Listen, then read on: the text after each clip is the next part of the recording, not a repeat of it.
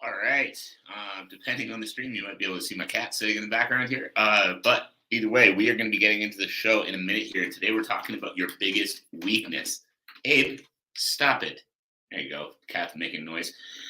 All right. Today, we're talking about your biggest weakness and just why it's so important to be aware of what those weaknesses are, and then exactly how you can start being more aware and actually figuring out how to fix those weaknesses when they come up. Now, before we get into the show, I want to remind you guys, as always, the goal of this show is to help athletes reach new levels of themselves in their sport, help athletes with all the things they need to do outside of the sport itself that is going to allow them to reach new levels. So we talk a lot about mindset. We talk a lot about approach to training. We talk a lot about training volume, what you're doing too much of, too little of, all those little ins and outs of the sport in order to make sure that you are able to put the best version of yourself back in the sport every single time you compete. So if you're here right now, drop a comment, tell me how your day's going. I appreciate you taking the time to join us. We're going to get into the show. We're talking about your biggest weakness, and we're going to get going in 3, 2, 1. Welcome, everybody, to another episode of the Elite Development Podcast, the #1 show for athletes looking to gain an edge on their opponents and build their dream careers in sport. I'm your host, Kenny Dusseault, and today we're talking about your biggest weakness. Now, why are we talking about your biggest weakness? Why are we bringing this topic today? Now, the reason that we're talking about weaknesses and we're talking about, understanding your biggest weakness is because this is something that so many athletes overlook. So many athletes I hear talk about, focus on your strength, just get better at your strengths and don't worry about your weaknesses and all of these things. And the other way that I see a lot of athletes go is just not admitting that they have a weakness. I'll ask an athlete, what's your biggest struggle right now in your sport? Nothing. I'm doing great everywhere. Cool, but if you were doing that great everywhere, you'd probably be on top of the sport right now, wouldn't you? And so many athletes don't like to admit that they have a weakness, and so many athletes also just don't want to focus on their weaknesses because they'd rather put more time into their strengths. So we're going to talk about both of those angles and why you need to switch up that mentality around them. So #1, let's talk about those who don't believe they have a weakness. Guys, come on. All of us have weaknesses. Every single person here has weaknesses. Every single person here has struggles. Every single person here is uncertain about something or can improve in some way, shape, or form. So stop trying to say that you don't have a weakness. Stop trying to say that you're bulletproof everywhere, because you're not. And honestly, it's doing you more of a disservice than it is actually helping you. Because if you just walk around saying that you're perfect everywhere and you've got, no issues at all, what's going to happen is someone else is going to find that weakness first, and someone else is going to be able to exploit it. And so I would much rather find my own weakness before stepping into a fight than have someone else find it while I'm in a ring fighting. Get what I'm saying? And the other way I want to make sure that I frame this is that looking for your biggest weakness doesn't even mean you have some big glaring weakness that needs a lot of immediate attention. But if everything's at 100 and one thing's at a 96, if you put a little more time into that 96, you can make sure that everything's at 100. Right? So even if it's not big and glaring and in need of immediate dire attention, understanding your weaknesses and understanding what areas of your game needs work is beneficial to you more than just pretending you don't have them, because they're there, they exist. So why would you not want to fix them? Now, I'm going to talk a little bit about why a lot of athletes, I feel, either don't understand that they have a weakness, or why a lot of athletes don't actually put the effort into fixing their weaknesses. So #1, why athletes don't understand that they have a weakness, plain and simple, guys, is just a lack of awareness. Because like I said, understanding your weaknesses doesn't mean that you have some deep, dark problem that needs masses of immediate attention, or else you're not going to be able to compete. Understanding your weaknesses means you're always just trying to look for the little hole in the armor and find that next step. I remember working with an athlete for a while that, he was dominating opponents, and he won, I think, 4 fights in a row, was doing super, super well. And every area felt really solid. He's like, yeah, I always feel like I'm stronger than my opponent. I always feel like I've got a better gas tank. I always feel like I've got the speed advantage. Everything's going super, super well in my way. So we're looking at, what is the next area of improvement for this guy? And instead of just saying, well, everything's perfect, so we're just going to keep doing what we're doing, what I got him thinking about was improving his weight cuts. He was getting down to a weight that was difficult for him to get down to. And so I started talking to him about hiring on a weight cut specialist to make that easier for himself. Because if every area of his game is feeling good, why would we not want to make this area feel that much better by having it professionally done? And so looking for those little areas in your game that you can improve is just going to help you reach new heights. It's just going to help you reach new levels. But if you're so stubborn in the fact of, I don't have any weaknesses, everything in my game's perfect, an opponent is going to exploit that weakness. An opponent is going to find it before you do. And if an opponent finds it before you do, they're going to be able to take advantage of it. So being aware and being able to admit to yourself, this area of my game needs work, is a crucial and underrated tool that a lot of athletes overlook. Now, when you are actually more aware and when you actually do come at that with, that sense of wanting to improve, that sense of, actually spending time focusing on your weaknesses, the next area that I see a lot of athletes struggle with is effectively addressing their weaknesses. And so what I mean when I say that is so many athletes, will actually come out and say, okay, like this might be a weaker area of my game. I struggle a little bit, here, there, wherever. But then just keep doing what they're doing and think that, the work I'm doing right now is enough. And guys, your training schedule needs to be built around making sure you're improving your weaknesses and making sure that you are also maximizing your strengths. If you have an area of your game that's a little weaker, if you have an area of your game that you're uncertain about, why are you not spending more time trying to address that? And that doesn't always mean more time in the gym. That doesn't always mean, more hours of training or harder training. Oftentimes, what that means, plain and simple, is spending different time outside of the gym addressing these weaknesses. Because a lot of the time, if you feel like every area of your game is really on point, start looking outside of the sport for that weakness. Start looking outside of the sport for that next point of improvement. Because it might be something outside of the sport. How's your nutrition? How's your recovery? How's your sleep? What are the other areas of your life you can improve that are going to allow you to compete and perform at a higher level? So when you start looking and actually being aware of your weaknesses, the next thing you need to do, and I do not say that lightly, the next thing you need to do is put in an action plan to improve them.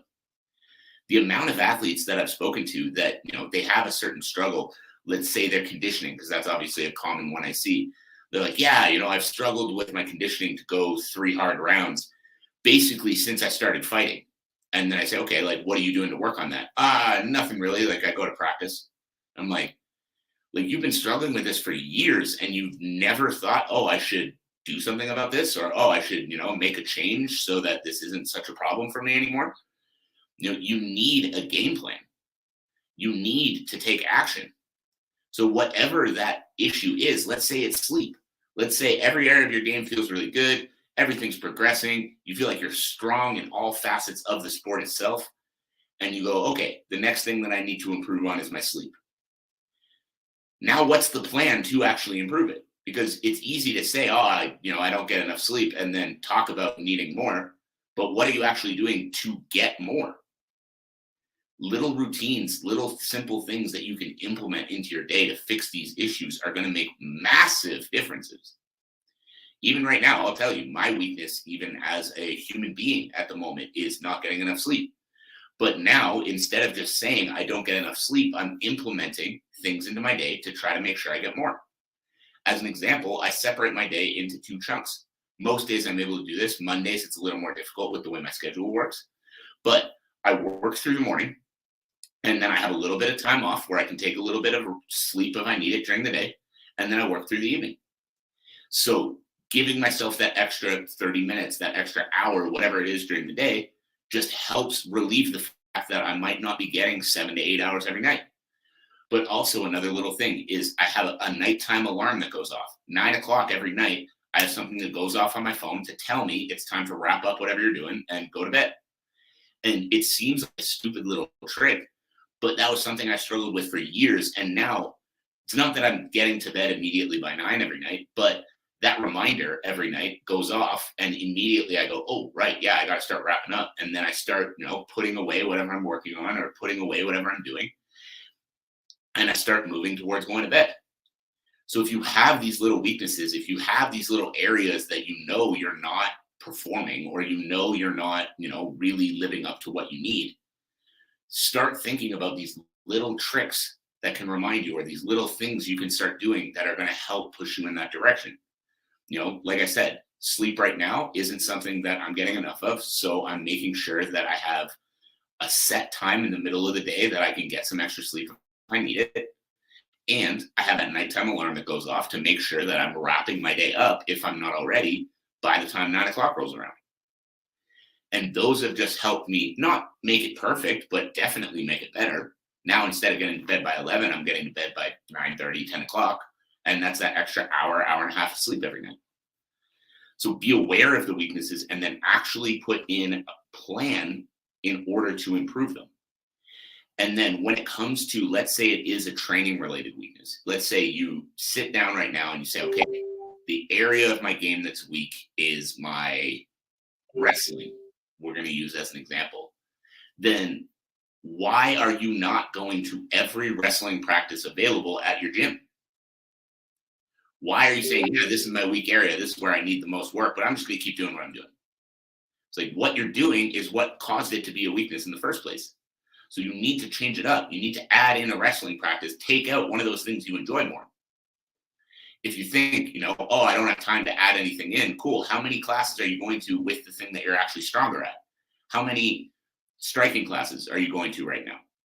If that's your strong point, maybe drop that from 4 a week to 2 a week for a little while and add in an extra wrestling class. Those little tweaks and those little changes are what is going to allow you to make the positive changes in yourself as an athlete, which in turn is going to allow you to make those positive changes and create a longer, more sustainable, more profitable athletic career. So put in the action plan to actually improve the areas that you're weak if you want to be successful. Now, the key here too, like I was saying earlier in the episode, is that having a weakness in your game doesn't necessarily mean some big gaping hole. And the way I want you to think about it, and the way I always try to think about it with my athletes and what I try to push with my athletes, is all we're trying to do is make your weaknesses into your strengths and then repeat that cycle. So if you're feeling like when I work with an athlete, if they're feeling like their gas tank is their biggest issue right now, we're going to put a lot of time into fixing that problem. And then when that problem's fixed, there's no glaring hole in the armor. There's no big gap that they're struggling with, but we look for whatever has fallen off the most. One of the most common questions I ask my athletes in the gym or through our training app is, what do you feel you need to touch on more? And so plain and simple, I want them thinking about what area of my game do I feel like needs the most work? Physically, what area of my body is currently feeling the weakest that we can put more effort into? And it's not that one area is like drastically falling off, but if I know that an athlete is struggling with some tight hip flexors, as an example, everything's feeling really physically good, but they've got some, hip flexors are kind of achy after practice or whatever it is, then we're going to do more work on that weakness because it's not always going to be enjoyable, but that's going to be the next step to putting the best version of that athlete into competition every time they compete. So what I really want you guys to take away from this as we wrap it up is we need to make sure that we are always addressing the weaknesses in your game. We need to make sure that you are not just taking for granted that everything feels great right now. And you're always trying to think of, even if everything feels great, what's the next move? Even if everything feels great, what feels slightly less great than everything else? What can I tweak to make a slight improvement to my game? And sometimes you're going to tweak it and it's going to be wrong. You're not going to, feel any improvement from what you change. But if you don't feel any improvement from what you change, or you feel like something gets worse, change it up again. That's the magic of this, guys, is that the goal is never to stay stagnant, but you're also not stuck in any routine. That's why I always talk to my athletes as well. And through the week, I'm asking them multiple times a week, how is everything feeling? Do you need anything from me? Do we need to change anything up in the program? And then that way, anytime they're feeling like something's not going well, or anytime they're feeling like they're not getting a result that they're looking for, we're making a change to push more for that result. Either that, or they're going to tell me, hey, I feel like we need to work more here. And I'll explain what my plan is and how that's going to help with that thing. And then we keep making the progress that we're making. So stop staying stagnant and just thinking what I'm doing is working, so I'm going to keep doing it, and start looking for that next step. Start looking for that one weak area that can be the unlock to the next level in your career. So guys, that is it. That is all. As we wrap up the show, my one ask of you, as always, is that if you got some value from the show today, make sure you share it with a teammate. Make sure you share it with a friend. Make sure you share it with somebody who's going to need to hear this message. This is a small podcast. Our goal is to keep it growing, keep reaching more athletes, keep creating more impact. And we do that through word of mouth. We do that through you guys sharing with friends, sharing with coaches, sharing with teammates. So all of you, thank you. I appreciate you. I hope you have a great rest of your day, and we'll talk again soon. All right.